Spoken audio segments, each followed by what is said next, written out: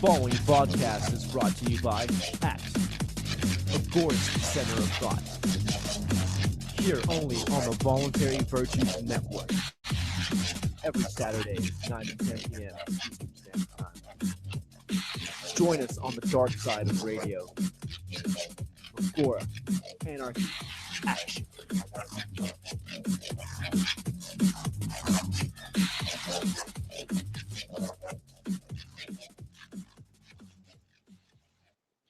Howdy, folks. This is the Agora Underground here on Voluntary Virtues Network.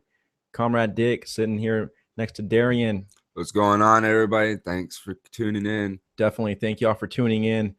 And we have quite a show lined up for y'all. As you know, we have been reading through Power and Market, breaking it down, Murray Rothbard's exposition on the intervention upon the free market and what it causes and the effects thereof. And we're going to go full screen here for you guys so you guys can read along as well. Here, love the mirror effects, of course. And Triangular Intervention, Chapter 3 in Power and Market, page 1075 in the actual, the big opus, Magnus. But anyway, so here he starts off. A triangular intervention, as we have stated, occurs when the invader compels a pair of people to make an exchange or prohibits them from doing so. Thus, the intervener can prohibit the sale of a certain product or can prohibit the sale above, here I was reading from the book here and it's kind of pointless, can prohibit the sale above or below a certain price. We can therefore divide triangular intervention into two types. That is price control, which deals with the terms of an exchange, and product control, which deals with the nature of the product of a producer. So what would be some examples of this? It's pretty obvious. Price control, setting a price, a limit, or either Taxes. a floor or a ceiling, and or taxes. Yeah, definitely a form of price control. Major form of price control.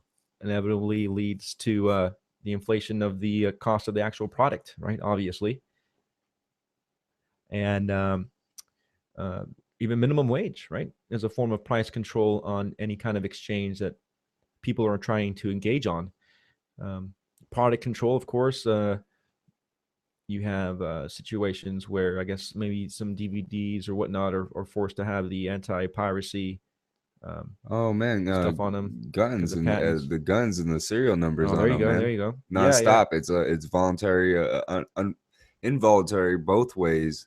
The producer making the gun is forced to put these federal serial numbers on them, and then the person buying this gun or pistol is forced to have their gun traced because it's traced back to who bought it and all that.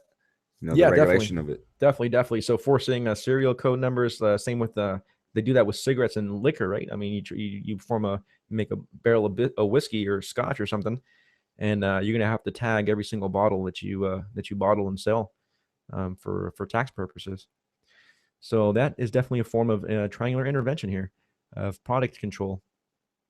He continues on saying that price control will have repercussions on production and product control on prices, but the two types of control have different effects and can be conveniently separated. All right, so let's separate them. He gets into price control here, the first one. The intervener may set either a minimum price below which a product cannot be sold, or a maximum price above which it cannot be sold. He can also compel a sale at a certain fixed price. In any event, the price control will either be ineffective or effective. It will be ineffective if the regulation has no current influence on the market price. Thus, suppose that automobiles are selling at about 100 gold ounces on the market, freely and voluntarily, right? The government issues a decree prohibiting all sales of autos below 20 ounces of gold on pain of violence inflicted on all violators. This decree is, in the present state of the market, completely ineffective and academic, since no cars would have been sold below 20 ounces anyway, right? Yeah. The price control yields only irrelevant jobs for government bureaucrats. Yeah, that's a form of regulation that is irrelevant, right? What's the point of that regulation? We weren't able to get any revenue from that one. Yeah, and your job is definitely irrelevant at that point. Irrelevant, yeah. You're just well, yeah. I mean, the bureaucrats can't make any money from that, right? So yeah, and then they're not in that sense not really bureaucrats. They're just Yeah, they're bums asking for the scraps yeah, of the market. yeah. Definitely. Um, on the other hand, the price control may be effective. An example, it may change the price from what would be on a free market. Let's look at diagram in figure 1.8. It depicts the supply and demand curves, respectively, as SS and DD. Here we go, DDSS, for the good itself, whatever good it might be, right? FP is the equilibrium price set by the market. FP. That would be F right here. P, the interjection here between supply and demand, gives us this price here set by the market, free market price. Now, let us assume that the intervener imposes a maximum control price of OC. This is the state line. Yeah, right. For the statist interventionist. The C here, yeah, for the intervener, the crony coming in and saying, well, you know what, you can't go above this price. You're setting a maximum price here at this level. I guess you would call that a ceiling, right? A price ceiling. So above this price, the C price, all sales become illegal. Right? We now have it enforced by the state. At the control price, the market is no longer cleared, and the quantity demanded exceeds the quantity supplied by the amount AB. So here's the control price, and the demand is going to be increased by the distance between A and B. So obviously, if you bring down prices on something, demand's gonna go up for it, right? We kind of had this other graph here that we were working on. Same concept. We inverted some of the colors here to get a little bit more illustrative. But here's a control price, the red line. Here's a free market price.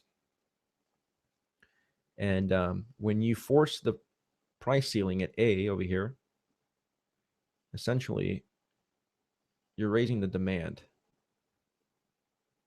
right? And it's going to be in the distance of not only what would have been that distance, but since you lowered the price of it, it actually increases the demand. So there's an even bigger demand, not only the demand that would have been there normally, but one that you increased because you lowered the price. So in the ensuing shortage, of course a shortage is going to come. Consumers rush to buy goods that are no longer available at that price. Some must do without. Others must patronize. Let's make fun of the market, right? Let's criticize the market. Revived as black or illegal, while paying a premium for the risk of punishment that sellers now undergo. Well, that's interesting. Here, Rothbard sees the the black market or the gray market as a patronization of the market, where we would just see that as the market continuing to exist, right? He's pretty much admitting he's pretty much saying loud and clearly here. He's like, look, state, you can come in and do your croniness and control prices, regulate people's businesses, deem something illegal. Yeah, and when people try to fight that, they're patronizing the market. Yeah, it's just like That makes a lot of nonsense. There's a whole lot of just. Yeah.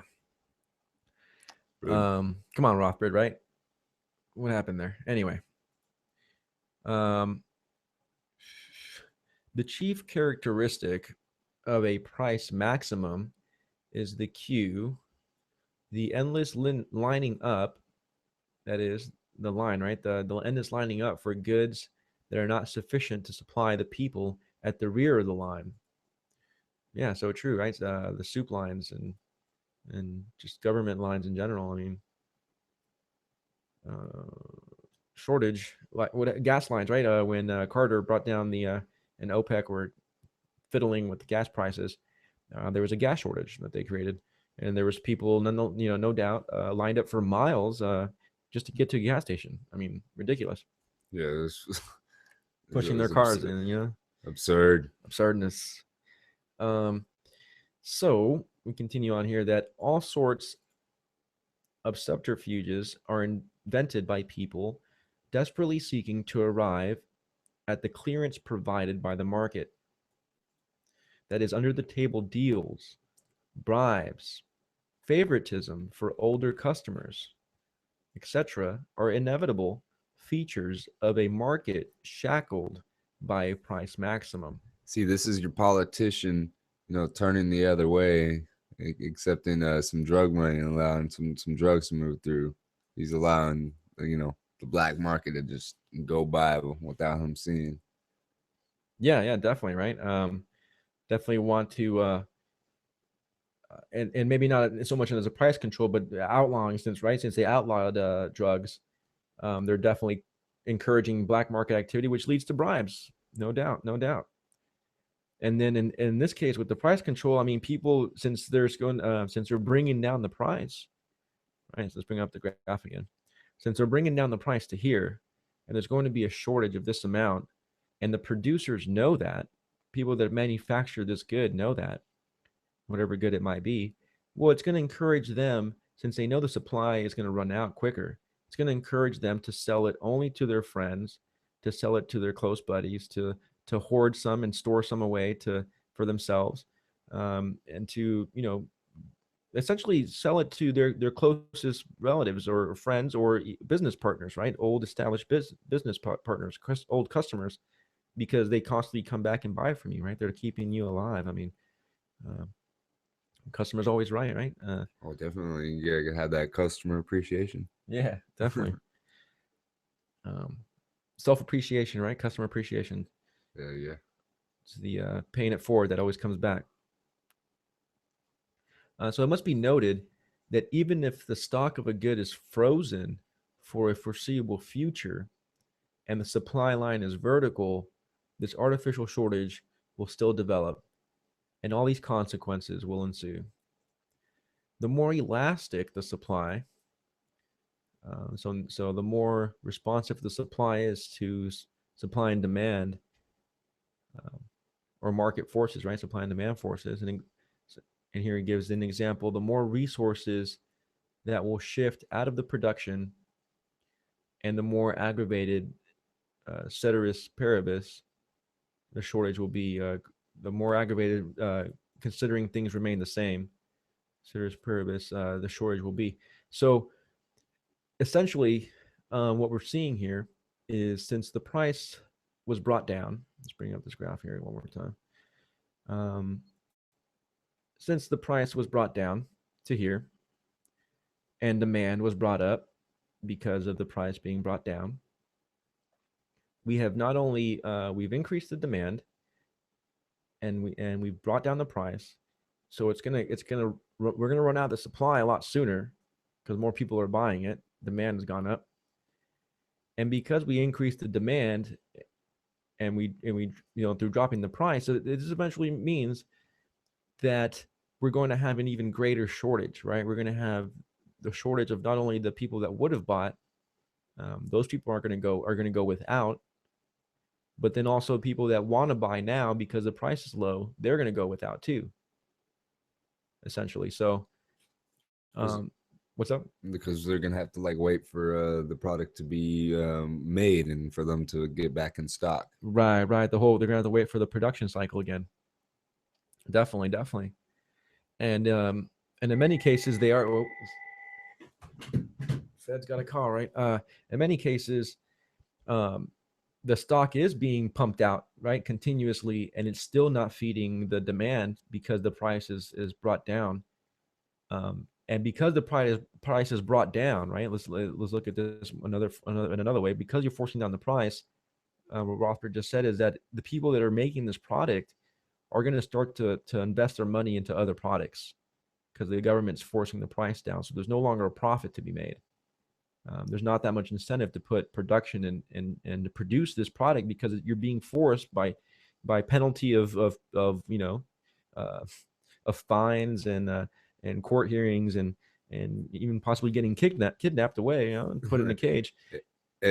FDA, ATF, all those Yeah. established agencies to keep you regulated and controlled and making sure you got that license. EPA, IRS, yeah, all that. definitely. So, people are gonna get out of producing this good because you've dropped the price, and that in itself also speeds up. Not only did you increase the demand, which increases the shortage, but the fact that you brought the prices down gets money out of that product. No one wants to produce that product anymore. So the more aggravated, considering demand remains the same, that shortage will be because people are going to shift out of production of producing that. There's no more money to be made there, no more profit to be made. This is the horrendous nature of price control. I mean, if you have to work all day, working a farm just so you can come out even with all your bills and paying all your bills, just coming out even and barely surviving, well, you're not going to want to grow. You're not going to want to, grow food anymore, especially if you can't raise your prices, right? If you can't raise your prices on your food, you're forced to keep it at a certain level, and you're barely breathing or coming into debt even. Well, you're not going to be there in long. Why work for free, right? Why work for somebody else? That doesn't make any sense. So if the price control is selective, an example is imposed on one or very few products, the economy will not be as universally dislocated as under a general maximum. But the artificial shortage created in that particular line will be even more pronounced since entrepreneurs and factors can shift to other productions and other sales of other products. Yeah, exactly. Preferably substitutes for these things. Other ways of making ends meet.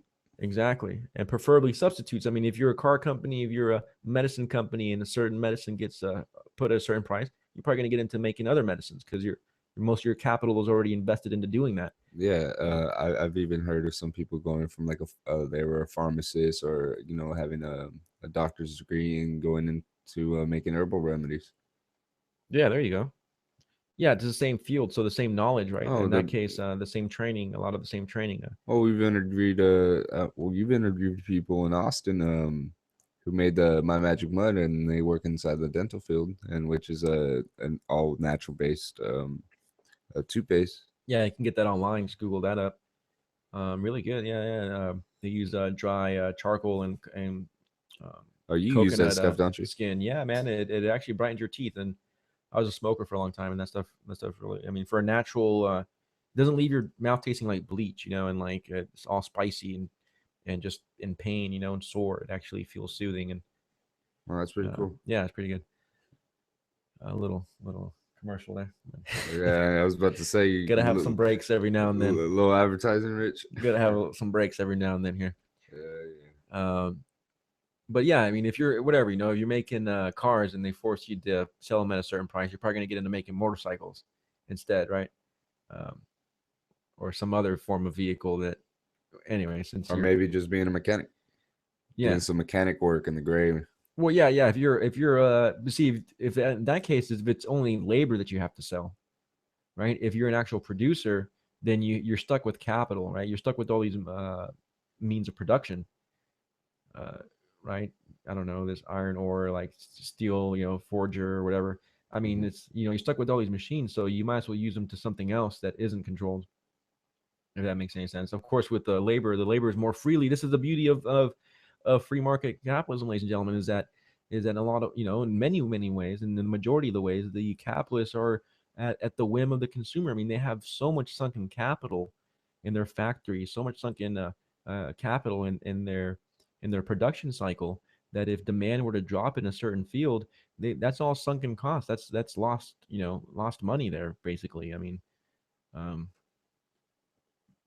if that makes See, any sense, they have more to lose, right? They have more to lose. They have a big factory to lose. this is All a another, worker has to do is go to another factory. yeah, this is another reason why we don't blame uh, free market based capitalism or any corporation, because in the end, like, they rely on us to get their money, to achieve their wealth. Yeah, definitely. Now, if the corporation's getting kickbacks and little under the table, hand jobs and going on, then you gotta. If that's what they're doing with their money, then Yeah. shit. No. You know what I mean? Like, I mean, like if they're getting handouts from the state, if they're getting subsidies or tax Oh yeah, breaks. oh those kind of hand jobs. Yeah, you know what I mean. The ones provided by the state after they came back from Bohemian Grove. Yeah. Well, we're not one of those shows, Darren. We're not one of those shows. We're intellectually, academically, economically focused show, right? Stick to the facts. Stick to the facts. All right. I'm just speaking my free mind here. Yeah. No, I'm just giving you a hard time, man. I mean, the Bohemian Grove is overly documented, right? I mean, there's so much info pointing to that fact. Gay prostitutes in the 80s, Bohemian Grove. Wonder how much those cost. Anyway, the prices of the substitutes will go up as the excess demand is channeled off into their direction. In the light of this fact, the typical government reason for selective price control is usually, well, we must impose controls on the product as long as it is in short supply. Right? This is what happened with the gas supply in with Carter administration. I mean, the gas was running low, prices were going up, and the Carter administration said, "Oh no, we're going to impose, these price controls because supplies running short," and that actually caused a greater shortage because the prices should have kept going up because the supply was down, right? I mean, some Middle Eastern stuff. Oh So yeah, that's geopolitical evident. international relations were going. Well, the price control with gas is evident right now too, right? I mean, with the prices dropping. Yeah. Yeah, we may, and we may be, we're creating more oil too, but demand's growing, but so is the supply. The supply is growing too. So, but yeah, definitely. I mean, I don't. But the control of it will still always be there. Yeah, I mean, it's heavily controlled. I mean, I wouldn't say totally. I mean, there's independent refineries out there that pull out their oil and and process it, but I mean, OPEC and all these big, I guess, international treaties over certain commodities are just means by which socialization, right? The of these products, the status of fixation. Yeah, the making it into a status commodity essentially is the problem. So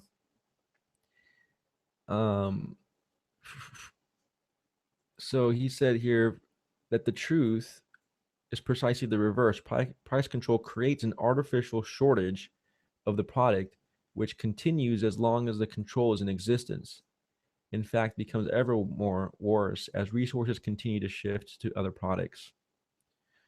So true, right? What we were just mentioning. So people are shifting their production and their money investments to other goods that they can make more profit from because there's no price controls on those things. And this is even perpetuating even further the shortage because there's less being produced. Makes sense. Before investigating further the effects of general price maxima, let us analyze the consequences of a minimum price control. An example, the imposition of a price above the free market price. This may be depicted in figure 2. So this would be a price, a floor, where you can't sell it then lower than this price. Let's see figure number 2 here real quick. Of course, you got demand line, supply line, the control Cronies. This is the Yeah, cronies coming centrally in. imposed. Yeah, centrally imposed arbitrary price and the free market price. And then here we have the same scenario where the price is now being brought up, right? Here we have our price scale here on the graph. So the price is being brought up, a floor is being created that you can't go below. What's going to happen here?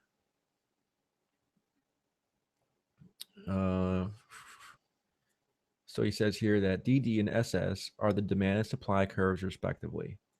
OC is the control price, and FP the free market equilibrium price. We discussed that.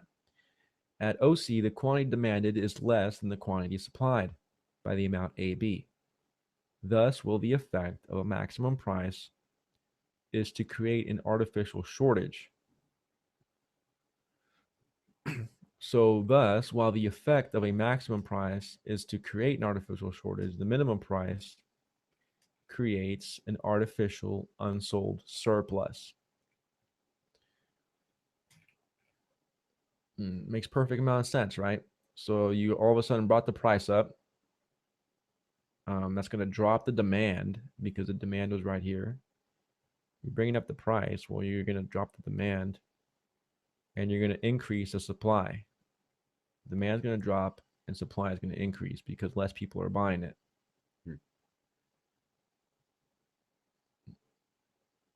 There's few cases of this. I mean, at least off the top of my head, I'm sure there's many in on our regulatory books and all. But one that comes to mind is corn, right? Corn is subsidized like this. I guess the market price would be a lot lower. Corn, and they're raising the price on corn, and that's where a lot of our subsidies are going. And this is why people are investing money into producing corn so they can make an even bigger profit than the market would allow for.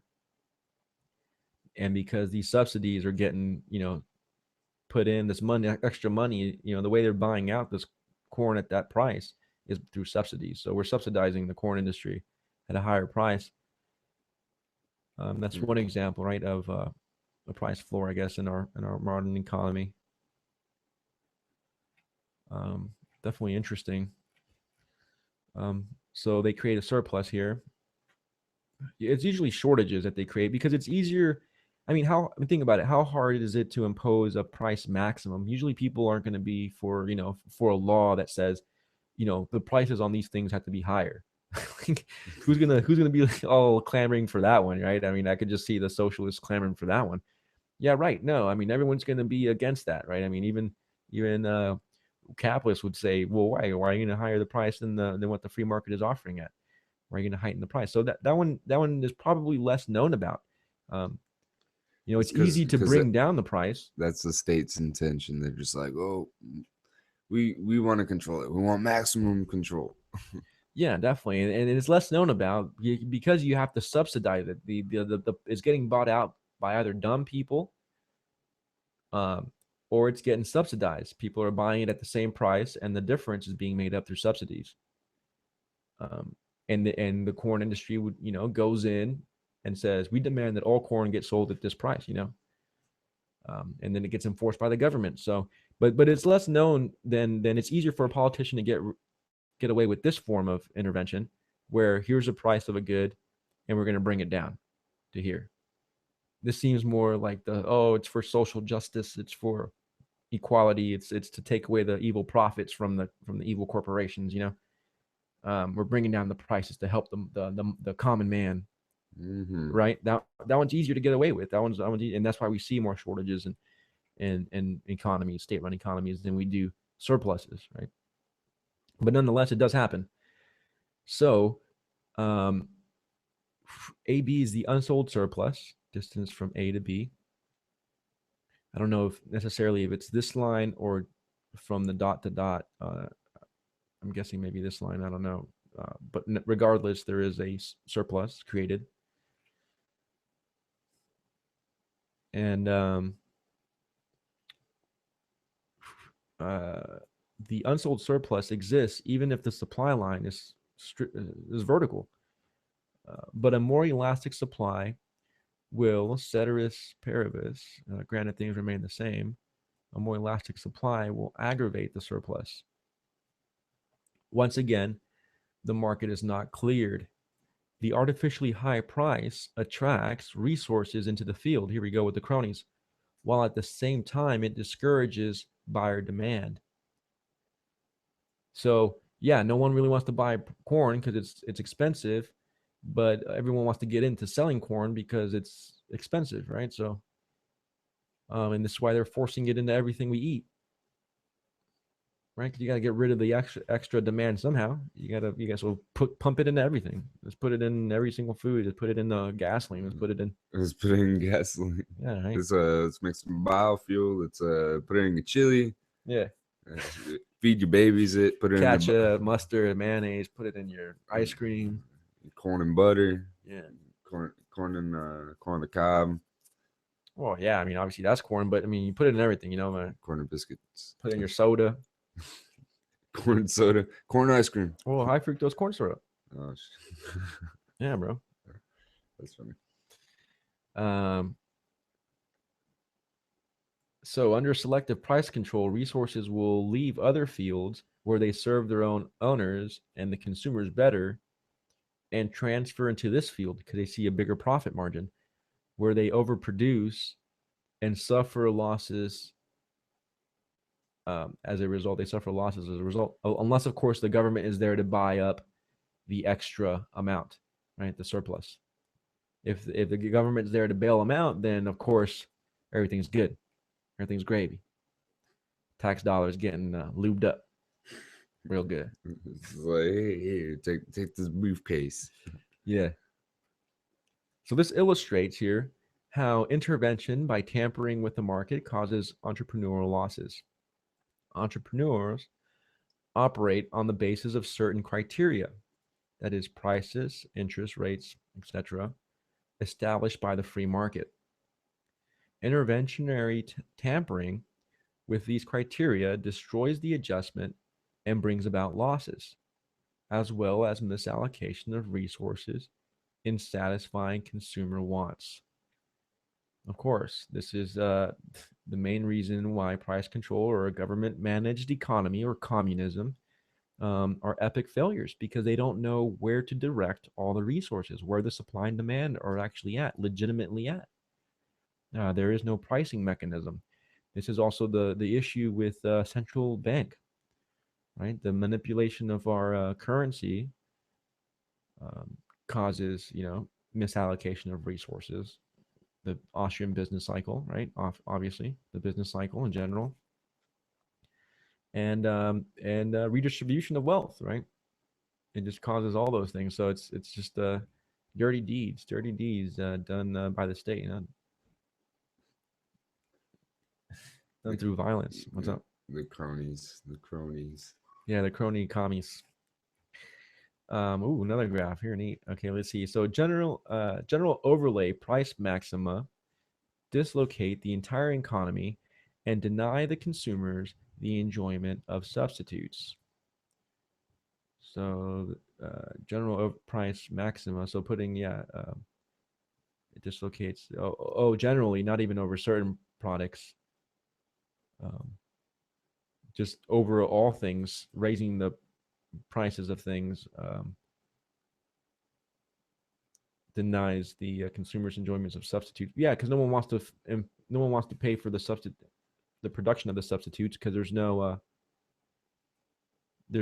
ceiling there, right? There's no floor there. There's no major profit being made, so everyone's putting their money in certain things. He's just repeating back what he said. I'm sorry about that. So general price maxima are usually imposed for the announced purpose of preventing inflation. Invariably, while the government is inflating the money supply by a large amount. Yeah, exactly. Just look up, the Federal Reserve and how our banking system works, and it's pretty evident. Yeah. It's just disgusting, really, how we've been so disconnected from a crucial, like the centerpiece to the whole market, right? It's like, you even know how the market runs, Federal Reserve.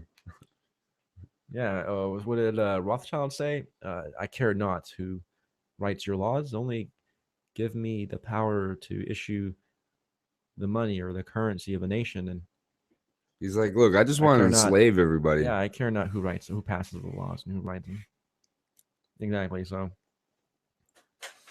Um, so overall, price maxima are equivalent to imposing a minimum on the purchasing power of the money unit. The purchasing power of money. You see figure 3. Interesting, interesting. So here we see the general effects of price maximums, the free market price, FP, the controlled price coming in, supply remaining stagnant, and then demand here, of course, purchasing power of the money, and the quantity here. So we're getting into money supply here. So we'll see what Rockford has to say about this. This graph's interesting. Let's see. So OF is the money stock in society. Okay, so let's see that. We got OF. Here's the money stock in society, I guess. DMDM are the social demand for the money. Okay, demand for money, demand for money. Here's the supply and stock in society. Okay.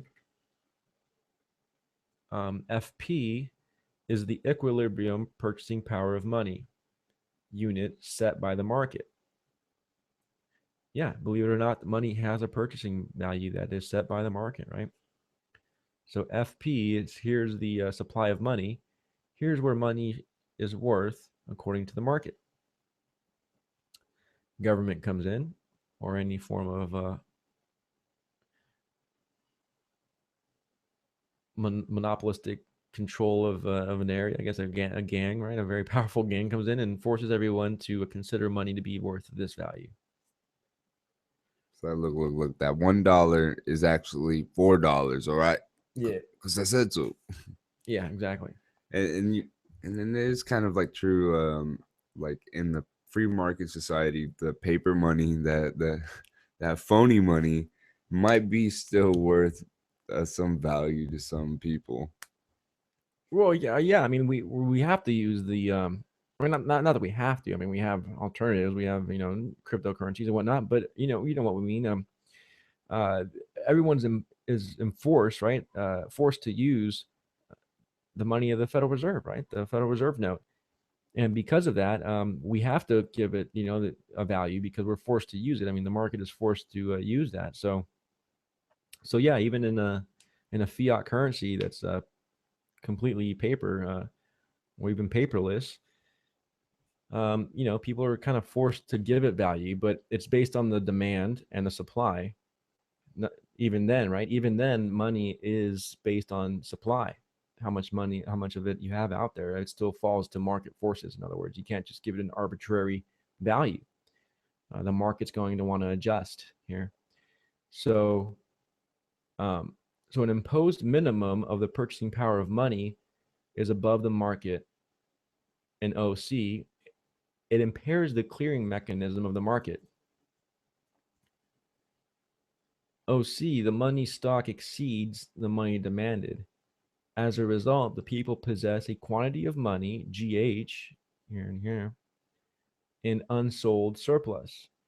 They try to sell their money by buying goods, but they cannot. Their money is anesthetized to the extent that the government's overall price maximum is upheld. A part of the people's money becomes useless, for it cannot be exchanged. But a mad scramble inevitably takes place, with each one hopping at his money. I'm sorry, each one hoping that his money can be used.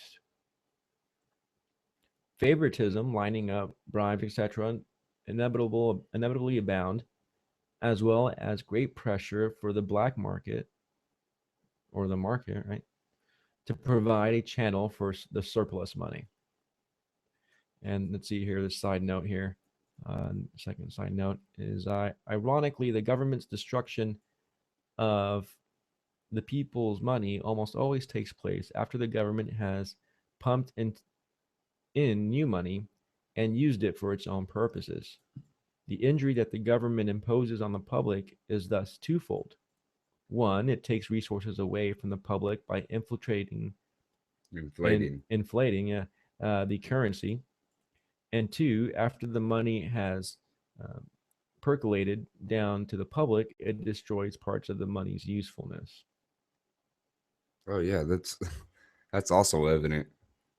Yeah. And it's also just very common sense. So inflation is caused through their the control of the money, and it takes resources away by inflating our currency. So it's a twofold effect.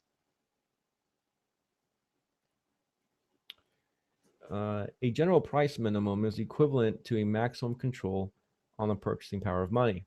This sets up an unsatisfied excess demand for money over the stock of money available. It's specifically in the form of unsold stocks or goods in every field. The principles of maximum and minimum price control apply to all prices, whatever they may be: consumer goods, capital goods, land or labor services, or the price of money in terms of other goods. They apply, for example, to minimum wage laws.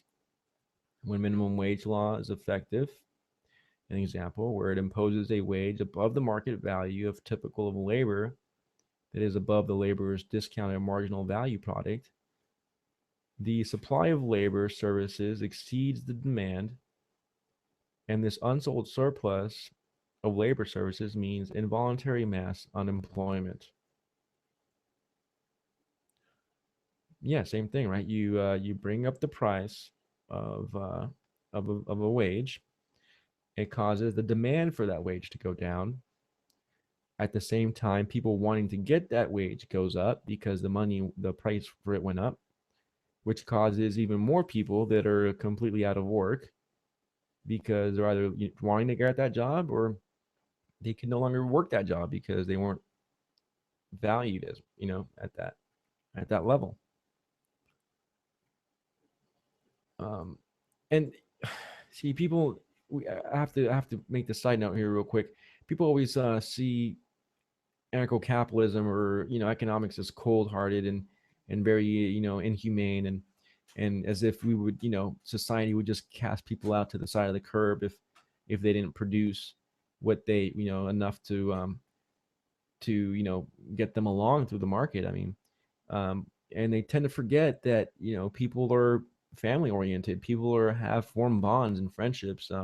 People have religious convictions and faiths that demand that they treat the poor with charity and love, right? So it seems like really the cold heartedness is in the heart of those that say that economics leads to cold heartedness. They're basically assuming that everyone would be uh, a prick, essentially a selfish prick, and not want to take care of their own family members, which is even beyond reason, right? I mean, you're not even being I mean, your children, not to take care of your children, I mean, whatever. But or elder, your parents, right? Once they get older and they're retiring and whatnot, I mean, you don't just throw them to the curb. It's so that cold heartedness, that inhumanity is actually in themselves in a lot, in a lot of cases. I think they wouldn't take care of their parents. This is why they demand that I pay,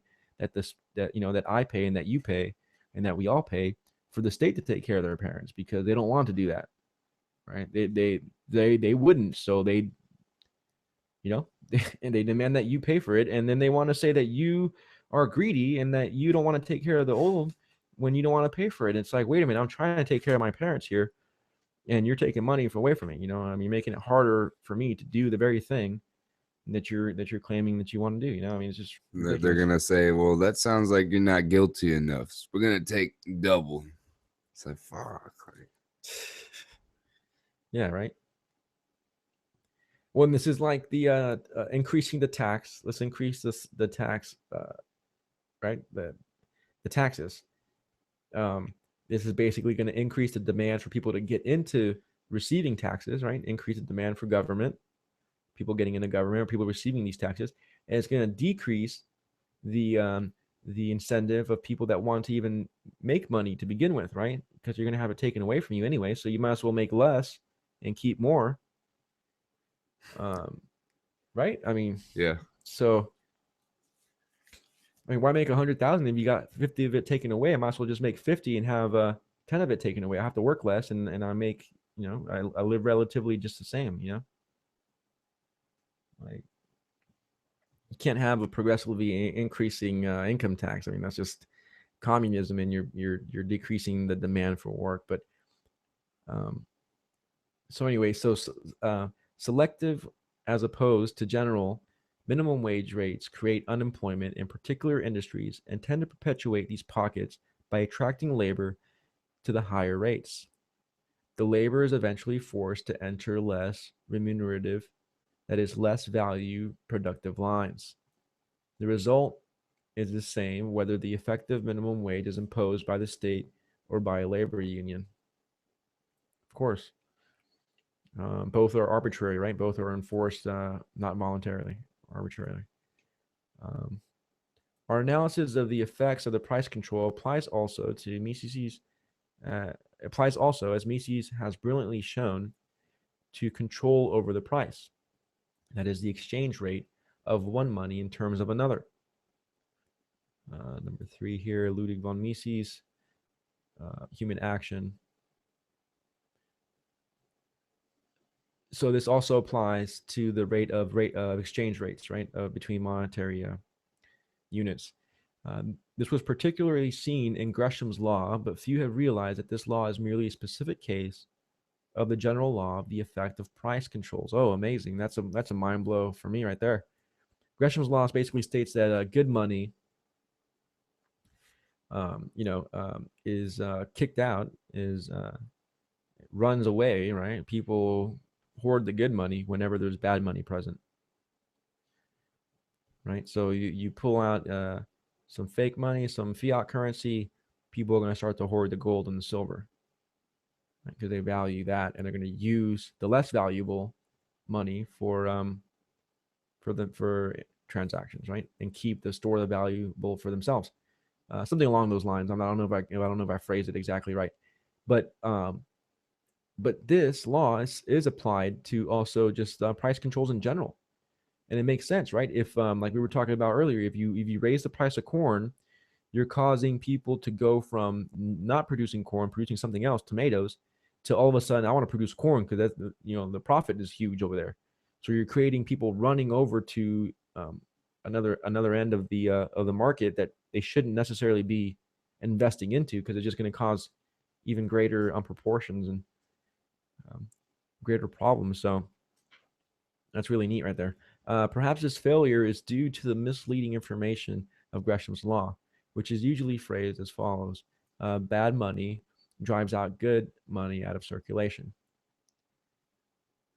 Taken at its face value, this is a paradox that it violates the general rule of the market, that the best methods of satisfying consumers tends to win out over the poorer. Even those who generally favor the free market have used this phrasing to justify a state monopoly over the coinage of gold and silver. Actually, Gresham's law should read as follows: money overvalued by the state will drive out money undervalued by the state out of circulation. Whenever the state sets an arbitrary value or price on any money in terms of another, it thereby establishes an effective minimum price control on one money and a maximum price control on the other, the prices being in terms of each other, of course. So this, for example, was the essence of bimetallism. Under bimetallism, a nation recognized gold and silver as monies, but set an arbitrary, right, an enforced price or exchange ratio between gold and silver. When this arbitrary price differed, as it was bound to do, from the free market price, and such a discrepancy became ever more likely as time passed and the free market price changed, while the government's arbitrary price remained the same. Of course, things just get worse and worse the more you intervene. One money became overvalued and the other one became undervalued by the government. Thus, suppose that a country used gold and silver as money, and the government set the ratio between them at 16 ounces of silver to every 1 ounce of gold. The market price, perhaps, is 16 to 1 at that time that the price control is put in effect, right? Mhm. Then, over time, changes to 15 to 1. What is the result? Silver is now being arbitrarily undervalued by the government. Yeah, because 16 ounces of silver to 1 ounce of gold, and then it stays there forcibly, and then the market drops it to 15 to 1. That means silver just gained in value. It takes less coins of silver, or whatever, or ounces of silver, um, ounce bars of silver to equal that 1 gold ounce bar. But since the government's keeping it at 16, they're undervaluing it. It's now less valuable. Silver is now less valuable. So silver is now being arbitrarily undervalued by the government, and gold arbitrarily overvalued. In other words, silver is forced to be cheaper than it really is in terms of gold on the market, and gold is forced to be more expensive than it really is in terms of silver. The government has imposed a maximum price on silver and a minimum price on gold in terms of each other. He gets redundant here, but it's really to, it's the academic pounding it in, like, here, let me, and I love it, because you read communist or socialist writings and they never make any sense. Each sentence is completely different, coming from different perspectives. There's no chronological, for the most part, from a bunch of collectives that I've read. They, Marx and so on, they don't really build their argument foundationally. It's kind of very sporadic, and you're not, I don't know, it's just not really good rhetoric in a lot of cases. This is very academic here. We're understanding exactly without questions what's being said. So the same consequences now follow as from any effective price control. With a maximum price on silver and a minimum price on gold, the gold demand for silver in exchange exceeds the silver demand for gold. Gold goes begging for silver in unsold surplus, while silver becomes scarce and disappears from circulation. Silver disappears to another country or area where it can be exchanged at the free market price. And gold, in turn, flows into the country. Of course, if if Mexico all of a sudden puts a minimum on the price of gold, a price floor on the price of gold that's way beyond what our market price is, I'm going to buy a bunch of gold and take it to Mexico and sell it there. Right? They're giving me a higher price than what the market is. Makes sense. And all the silver that's being undervalued over there is going to run somewhere else to be sold at a higher value. People want to get what the worth is, what the value of the market is. Everyone's looking for their best interest, and this is just the inherent nature of man. So if bimetallism is worldwide, then silver disappears into the black market, and official or open exchanges are made only with gold. No country, therefore, can maintain a bimetallic system in practice, because no money will always be under or overvalued in terms of each other. The overvalue will always displace the undervalued from circulation. Got about 5 minutes here. How many more pages we got here? Got quite a bit. We've been tearing it up, haven't we, D? Yeah, man. It's getting really into it, man. It's getting almost like through the wormhole. We don't have that much, but it is a little bit. It's about 4 pages here. 5 minutes. We'll see how we do. So it is impossible to move by government decree from a specie of money to a fiat paper currency. In effect, almost every government of the world has done so. Oh, I'm sorry. I don't know if I said impossible. I must have read impossible. So it is possible to move by government decree alone from a species of money, from the market accepted form of money, to a fiat or a arbitrary, right, government mandated paper currency. They're monopoly money. Yeah. In effect, almost every government in the world has done this, right? Has done so. As a result, each country has been saddled with its own money. In a free market, each fiat money will tend to exchange for another according to the fluctuations of their respective purchasing power parties. Suppose, however, that currency X has an arbitrary valuation placed by the government on its exchange rate with currency Y. Thus, suppose that 5 units of X exchange for 1 unit of Y on the free market. Now, suppose that country X artificially overvalues its currency and sets a fixed exchange rate of 3 X's to 1 instead of 5 to 1, or 1Y. What is the result? A minimum price has been set on X in terms of Y. Yeah, you can't sell X below this price in terms of Y. And a maximum price have been set on Y in terms of X. Yeah, you can't sell Y above this price to X. So consequently, everyone scrambles to exchange X's for Y's at this cheap price for Y and thus profit on the market.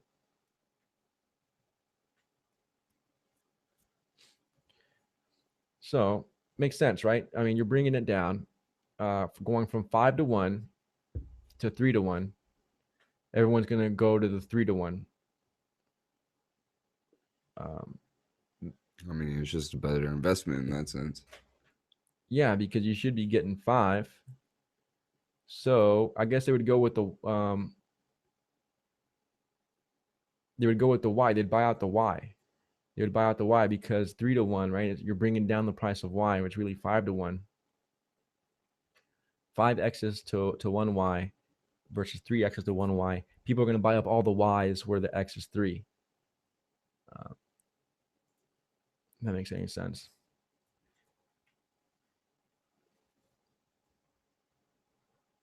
Okay, so there's X's demand for Y in terms of X.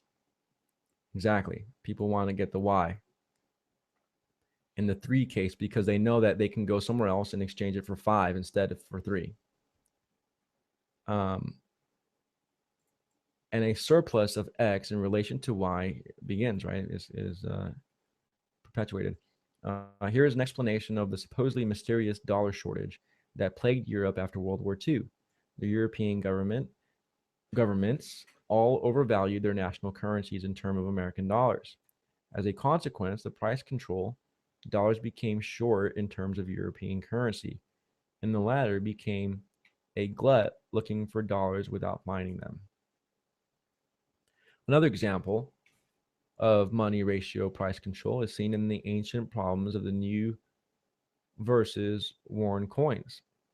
There grew up in the customs of stamping coins with some name designating their weight in specie in terms of some unit of weight. Eventually, to simplify matters, governments began to decree worn coins to an equal in value to newly minted coins of the same denomination.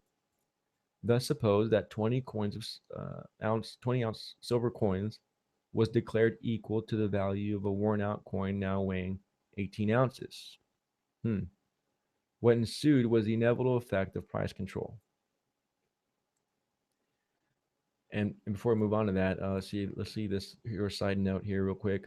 For perhaps one of the reasons that was the statement monopolies, instead of serving customers with desired coins, arbitrarily designated a few denominations that they would mint and circulate.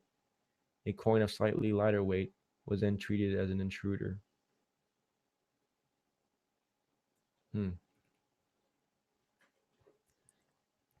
Intruder as in like a faulty? Yeah, because fake currency.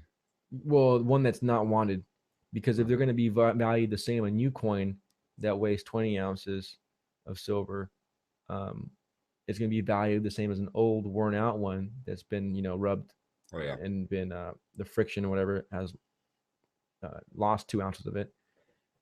what are people going to do? Well, they're going to get rid of their old coins and go for the new ones, right?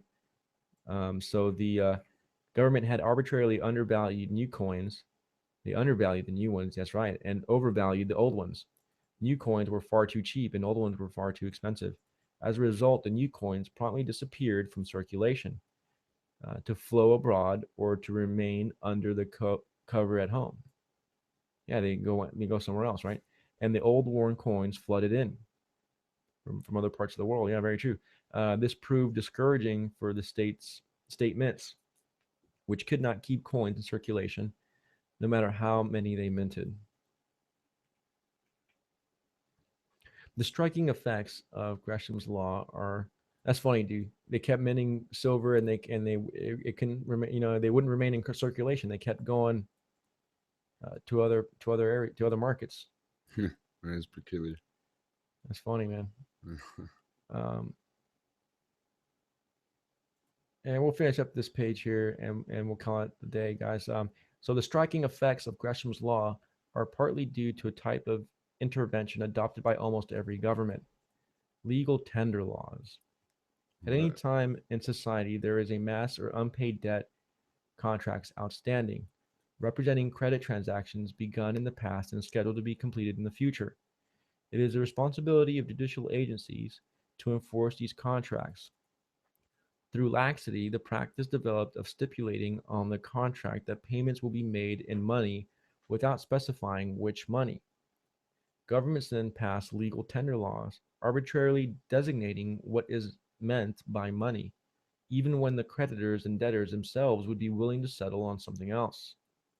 When the state decrees as money something other than what the parties to a transaction have in mind, an intervention has taken place, and the effects of Gresham's law will begin to appear. Specifically, assume the existence of the bimetallic system mentioned above. When contracts were originally made, gold was worth 16 ounces of silver. Gold was worth 16 ounces of silver. Now it is worth only 15. Yet the legal tender law specify money as being equivalent at 16 to 1. As a result, these laws, everyone pays all his debt in the overvalued gold. Right? You want to pay your debt in that. Legal tender laws reinforce the consequences of exchange rate control, and the debtors have gained a privilege at the expense of the creditors. Yeah. So definitely breaking it down here, ladies and gentlemen. Chopping it up. Yeah, chopping it up. And unfortunately, we are out of time for today. We have about a page and a half for next week that we'll get into, and then get into prohibition, product control, prohibiting certain products, and how that affects the market society. So yeah, we all know how that goes. Yeah, right. Prohibiting intro drug war, right? Oh yeah. Oh, got the mirror effect here. Even shown in history to be evident, right? Yeah. But we want to thank y'all very much for listening and tuning in. Be sure to check us out next Saturday around 8:00 p.m. I don't know what time zone we're in. Central Standard Time, brother. All right. And tuning in, and definitely check us out. We're moving stuff to Google. Have Google Plus, got the Agorist Center of Thought there. We're kind of Xing out on Facebook here, phasing out. Hopefully you are too. So catch us on at the NSA highly surveillanced Google Plus. Should be fun here on YouTube and whatnot. But I do appreciate y'all, and anarchy be with each and every one of y'all. Laissez-faire. Yeah, laissez-faire.